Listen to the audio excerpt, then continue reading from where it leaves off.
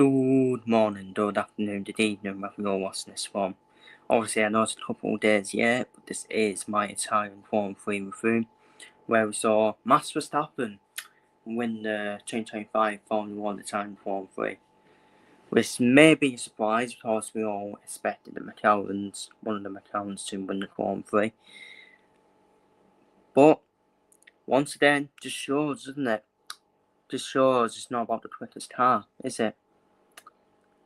Max Verstappen, if Max Verstappen had the same car as the McLarens, he would eat both the McLaren drivers alive. Let's be real.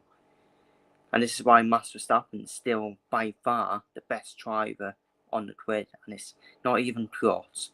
It's not even close at all. And obviously, this is how the results ended. Verstappen won the race. Norris, we'll get onto that. We'll get onto that nonsense in a minute between Norris and Piastri. Chelsea Kerr 4th, Hamilton 6th, Russell in 5th, Albon in 7th, Bortoleto 8th, Antonelli obviously getting that. I think Antonelli got a penalty, didn't he? Which dropped him down through PS to 9th, and Isaac Hadjar in 10th. Isaac Hadjar for me is probably up there for driver of the day. Obviously starting from the pit lane and still finishing the points, which sums up Isaac Hadjar's season so far. It's been a real standout. It's been really impressive as well. But for me, I don't know how you cannot give driver of the day to Max Verstappen. In my opinion, it was just a masterclass performance from Max Verstappen all the way through. Had to give the PS back to Norris right from the start when they were done into turn 1. Obviously, Verstappen, Norris came that Verstappen drove him onto the tracks. Not for me. I still think there was still a daft from Norris, despite he may be 1200 quads, so still door on side for Verstappen. And Norris could have still easy defended against Verstappen going into turn 1 when Norris had the inside corner. Let's be real. And obviously Verstappen went off track, and that's when you have to dip the position back. I think Verstappen did the position back strategically, didn't he?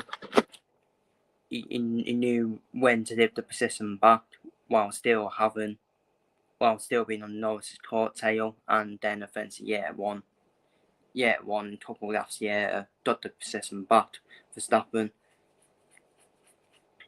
when he made the move on the outside, I think it was, done into turn 1. A phenomenal, fantastic move as well. And the top 3 started well as well. Verstappen, Norris, Piastri. Maybe not Piastri. Leclerc, he was bound with Leclerc on the opening lap until Piastri made that incredible move, didn't he, on the outside of Charles Leclerc. Which I don't see Norris doing, in my opinion. It's only Verstappen and Piastri who seem to make them moves, in my opinion. And but yeah, Max Verstappen, once again, it really does disappoint me that Max Verstappen still does not get the respect and credit he deserves. Red Bull going into the season had the fourth quickest car on the grid, and Max Verstappen beats the two dominant McLarens to win their time Grand Prix, and he won the Grand Prix easily, Max Verstappen as well, which is quite a worrying sign for the rest. That, I mean, what happens if Max Verstappen does have the car? If Max Verstappen does have the car, everyone's in trouble. Simple as that. Everyone's in trouble, and he wins and he probably we wouldn't even have a title race. Let's be real. If Verstappen had the same car as the McLarens, like I said earlier, Verstappen would eat the McLarens alive. He would. Verstappen's in his own postcode for me, and the rest, I think the McLarens are just the best out of the bad bunch, if I'm being honest with you, comparing to Verstappen. But then, would Norris and Piastri win races in the car Max Verstappen's got? At the moment, not a cat in hell chance. not a cat in hell's chance. Well, Norris definitely wouldn't. We know that. Would Piastri? I think Piastri. We still need to see Oscar Piastri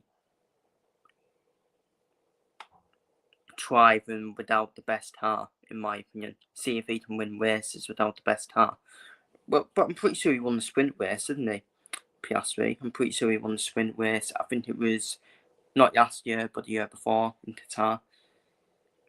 And this was not a quick McLaren. Let's be real. It was more. The second quickest car on the grid, wasn't it? So you do give Piastri credit for that. But you just don't see Norris doing that, if I'm being honest with you.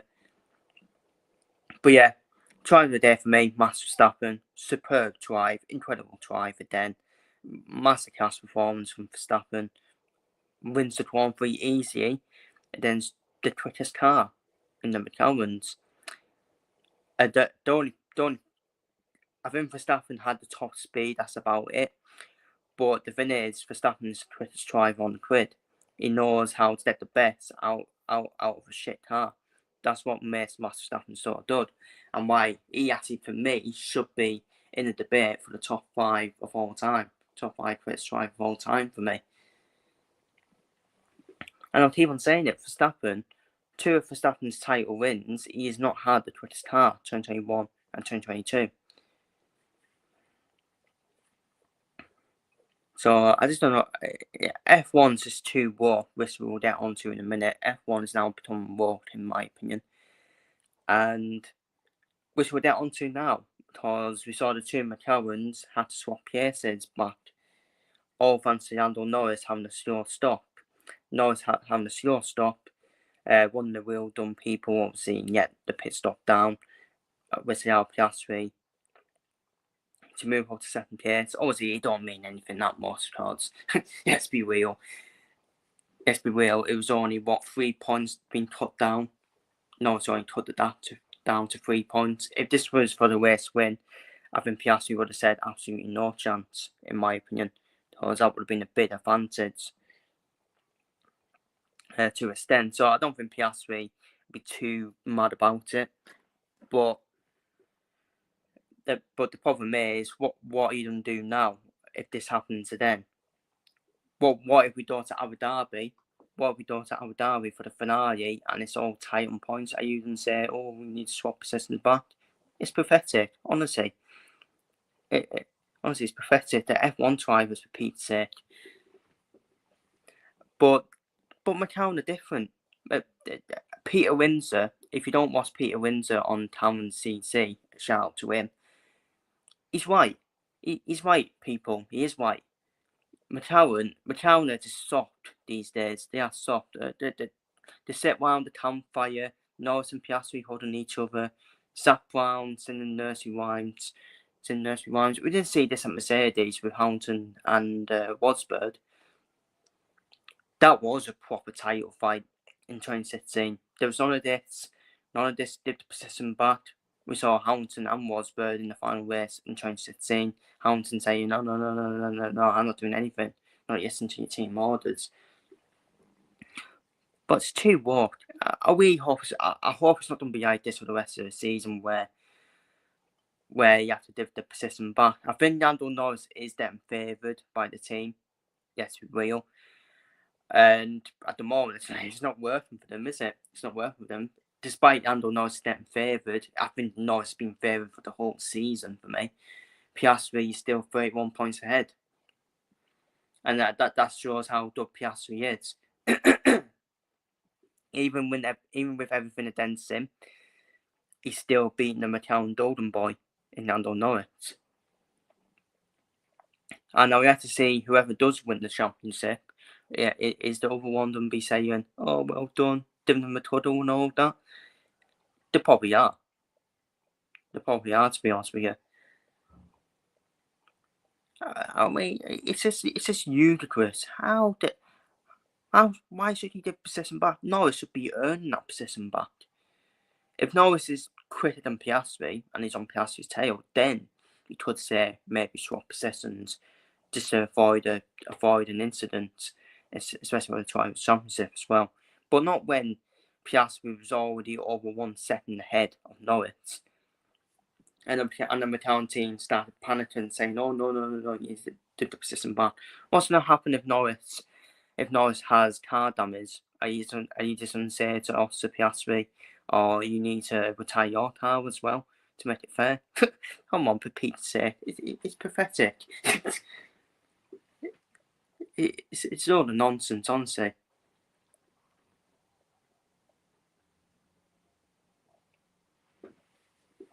Obviously, Norris was better than Piastri this weekend, and obviously in terms of the circuit, but Piastri was ahead of Norris and should have kept it as it is.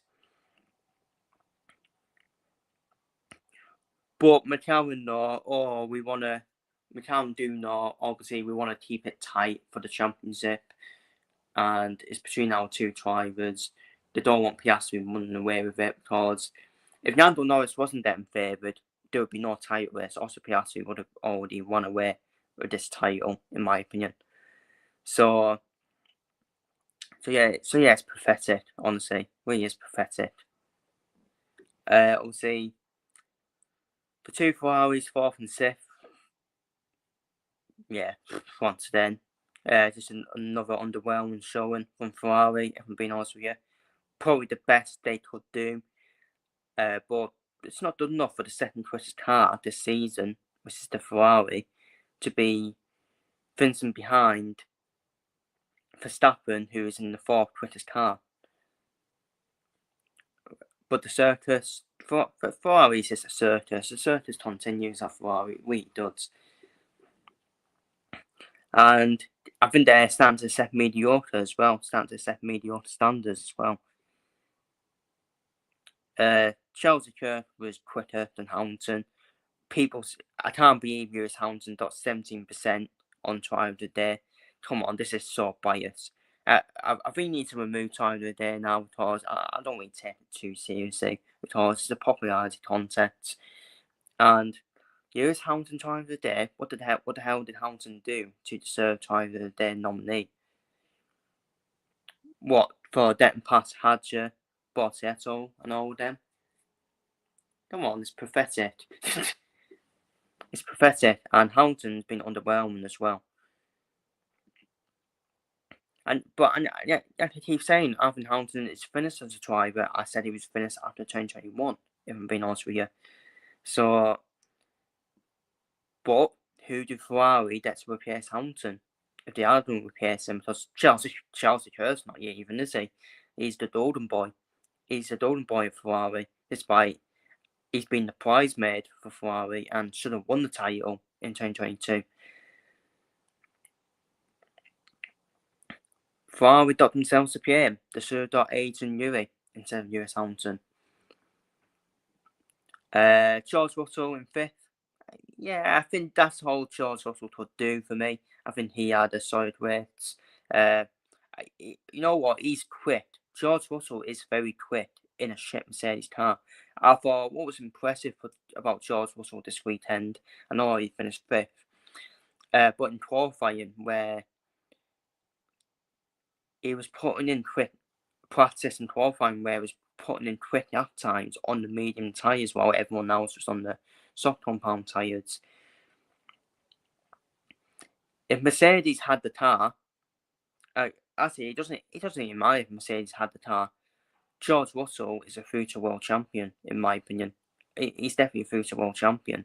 He just needs a good number two teammate, not someone who's going to be going toe-to-toe with him in terms of priority. George Russell just needs a better number two driver, and then having George Russell will be future world champion. I don't agree with Verstappen and Russell at Mercedes, because I think that's bad news for Max Verstappen, personally, if he does to Mercedes, because I think George Russell, if Russell and Verstappen had the same car, it would just be chaos, wouldn't it? Especially when they don't like each other either and don't toe to toe. It'd be another Hamilton Rosberg situation as well. And I think Russell would have the beating of Verstappen if they both had the quickest car, in my opinion. If they both had the quickest car, for me. If they both didn't have the quickest car, I still think Verstappen would beat Russell, personally. But if they both had the quickest car, I think it would be all 50-50 between Russell and Verstappen. And that's a chance battle. That is the title battle we do need, to be honest with you. Alex Albon, solid race from him. Again, very quick. He's a very quick driver, Alex Albon.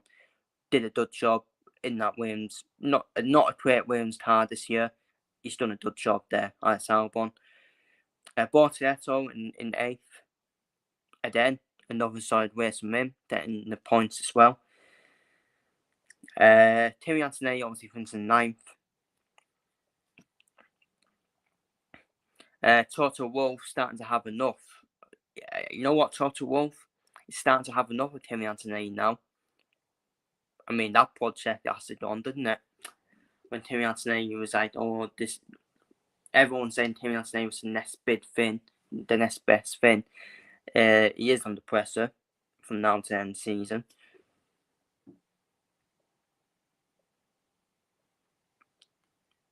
Which is a shame because he started the season quite well, but midway through to now, he has been tossing his team.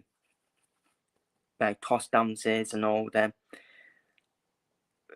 He probably has one more year at Mercedes because I don't know who Mercedes do after if they don't have enough of Kimi Antonelli because Verstappen is going to stay at Red Bull to see how the 2026 engines get on at Red Bull. So it's still going to be Russell and Antonelli for next year, but it's still under massive pressure, Antonelli. And obviously, Isaac Hadser, like I said earlier, sums Isaac Hadser's season up. He's been the standout driver throughout the whole season. With no F1 experience, fair play to him. Getting the podium in Netherlands, starting from the pit in Monza, and still finishing the points as well. He's a really good driver, and he's putting his tap in Isaac Hadser for that Red Bull seat. And I think Max Verstappen will want Hadser beside him next year at Red Bull. I just don't. But we've already seen what's happened with Perdazzi and Isaac Albon when they went to Red Bull. I just don't want it to be far too early for Isaac Hadser. I still think Hadser should have one more season at Racing Bulls and then move to Red Bull in 2027, where Max Verstappen may be potentially even in 2027. All depends on the Red Bull engine. So obviously that's the top 10. Obviously there were a few other incidents, Carlos Sainz and Oyburn. I thought Oyburn drove well again, despite missing out on the points. Obviously Oyburn had that incident with Carlos Sainz, which for me, Carlos Sainz should have really gave him the space because Oyburn was on the inside of Carlos Sainz. Well, halfway on the inside, wasn't he? Pretty much next to Carlos Sainz's car. So I think Sainz should have really gave Burn the space as they go side by side, in my opinion. Then it wouldn't have been a problem. But obviously they took each other out, both spun. Obviously not took each other out, but they both spun, didn't they? They both spun, and I think Sainz does need to take responsibility for that, for not giving Berman the space, with Berman being on the inside. But apart from that, I thought Berman drove well as well. It's interesting with the Haas car, though. Like the Haas drivers, there seem to be more better race drivers than qualifying. I think they're more of a race car than a qualifying car, the Haas drivers. So yeah. And obviously, the drive Samsung, the DAP is now 31 points. It's still a lot of hard work to do for Norris, in my opinion, despite Norris did gain 3 points on Piastri. But yes, be real, 3 points was nothing. It was nothing on Piastri, it was only 3 points he gained on him, just goes to 31 points. And my point still stands for me. Lando Norris will need to outstart Oscar Piastri. I think Lando Norris will need to win races as well. No difference in second and third, in my opinion. I think Lando Norris needs to, in the next 3 to 4 races, needs to win the race and hope Piastri finishes second or maybe third to rapidly close that gap down. He needs to keep outstalling Piastri for 3 to 4 or 5 races. He obviously don't add the sprint races into it as well. This is extra points as well. But for me, Piastri still has one hand on the trophy for me. I still expect Piastri to still win it, in my opinion, because it's all good saying you need Piastri to have a DNF, but Lando Norris has already had issues with his car for the whole season. Not trying to make an excuse for Lando Norris for being behind. Even without the issues, Piastri will still be leading this championship, in my opinion. I just don't think Norris has. I don't think Norris can cope with the pressure. In my opinion, I think it was a missed opportunity for Norris this weekend. Obviously, I think the worst case scenario for Norris was having Verstappen on pole. If it was anyone else, Norris wins the Grand Prix, just like that, doesn't he? So it's always the worst case scenario to have Max Verstappen on the front row with him, because he would be the one to make it tough for Lando Norris, and obviously he did. Verstappen won it easily, won the Grand Prix easily. And as long as Lando Norris don't get favoured from now to the end of the season, Piastri should win this title quite comfortably, in my opinion.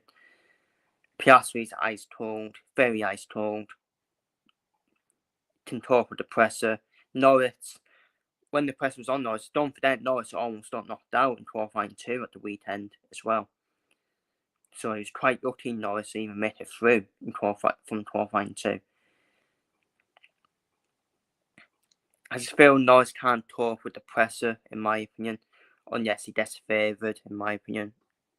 Yes, he gets gifted the championship by his team. But for me, I still think Piastri should have this title in the bag, in my opinion. It may go to the final race of the season, but I still think Piastri will win, in my opinion, because I still think there is some surface that do suit Lando Norris, in my opinion. But Piastri will be the one who will suit Baku, which we got coming up, and will suit the sprint weekends as well. Piastri. So really, Norris really needs to outstar Piastri by 10 points. Really, first the 1-2 is not really enough for Norris, in my opinion. Norris really needs Piastri to be third while Norris wins the race. Then all of a sudden, 10 points that chops down rapidly, in my opinion. So yeah, it's still a lot of hard work to do for Norris. The outstorming Piastri by 3 points at the weekend was nothing really. It was nothing. And Piastri still in full control. One hand on the trophy as well. As we move on to Azerbaijan, not this weekend, but next weekend. So a preview will be coming for that sometime this week. And see you all there. Feel free to leave your thoughts down below on everything to spoke about. And this is the time going through. And I'll see you on the next one. As Max Verstappen puts in a masterclass performance.